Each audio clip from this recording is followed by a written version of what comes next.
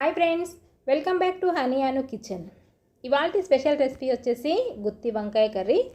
దీని టేస్ట్ మాత్రం చెప్పనక్కర్లేదండి, చాలా అద్భుతంగా ఉంటుంది. ఇది రోటీ, చపాతీ, పుల్కా ఎందులోకైనా చాలా రుచిగా ఉంటుంది. మన తాజా కూరలలో రారాజ్ అంటే ఈ వంకాయనండి. ఈ వంకాయతోటి చాలా రకాలుగా ఐటమ్స్ చేసుకోవచ్చు, అంత టేస్టీగా ఉంటుంది. దీనికి కావాల్సిన పదార్థాలు ఏంటో చూసేద్దాం. ముందుగా మసాలా తయారు చేసుకుందాం. ఒక మిక్సీ జార్ తీసుకొని ఒక 3 టేబుల్ స్పూన్ వరకు వేయించి పెట్టుకున్న పల్లీలు, ఒక 3 టేబుల్ స్పూన్ వరకు వేయించి పెట్టుకున్న నువ్వులు, కొబ్బరి వేసుకొని మెత్తగా పేస్ట్ లాగా చేసుకోండి. ఇలా మెత్తగా చేసుకున్న తర్వాత ఒక ప్లేట్లోకి తీసుకొని అందులో ఒక 1 table spoon red chilli powder, 1 table spoon వరకు ధనియాల పౌడర్, కొంచెం సాల్ట్ అనేది వేసుకొని మొత్తం ఒకసారి కలుపుకోండి.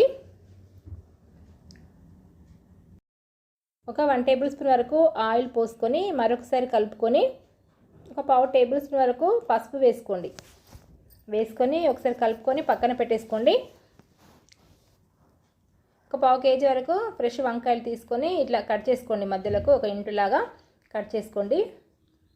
ఇలా కట్ చేసుకొని మనం కలిపెట్టుకున్న మిశ్రమాన్ని ఇందులో పెట్టేసుకోండి. తాజా కూరలలో రాజా ఎవరంటే, తాజా కూరల్లో రారాజ్ అన్నట్టు వంకాయ అనేది చాలా చాలా రుచిగా ఉంటుంది. ఎలా చేసినా కర్రీ మాత్రం చాలా సూపర్గా ఉంటుందండి.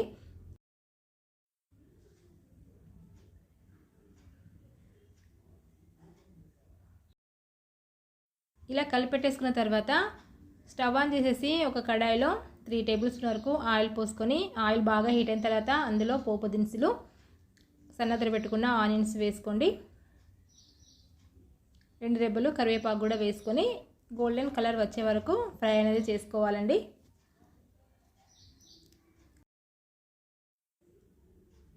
ఇలా ఫ్రై అయిన తర్వాత 1/2 టేబుల్ స్పూన్ వరకు పసుపు, ఒక 1 టేబుల్ స్పూన్ వరకు జింజర్ గార్లిక్ పేస్ట్ అంటే అల్లం వెల్లుల్లి పేస్ట్ వేసుకొని ఒకసారి మొత్తం కలుపుకోండి.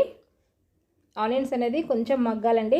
ఇలా మగ్గిన తర్వాత మనం కలిపెట్టేసుకున్న వంకాయ ముక్కలు ఇందులో వేసుకొని మూత పెట్టేసుకొని ఒక 1 మినిట్ ఉడికించుకోండి లో ఫ్లేమ్లో. ఇలా 1 మినిట్ ఉడికిన తర్వాత ఒకసారి మొత్తం కలుపుకొని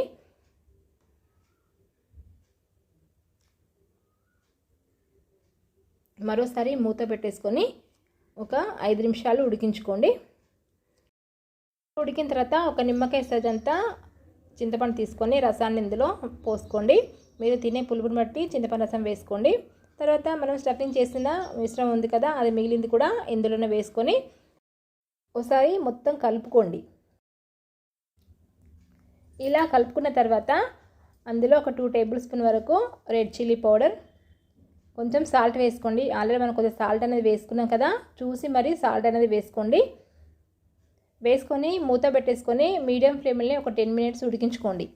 ఉడికితే మనకి ఇలా దగ్గరకు వస్తుంది కదా, దగ్గరకు వచ్చి ఉడికిన తర్వాత అందులో ఒక 1 టేబుల్ స్పూన్ ధనియాల పౌడరు, 1/2 టేబుల్ స్పూన్ వరకు గరం మసాలా వేసుకొని స్టవ్ ఆఫ్ చేసేసుకోండి.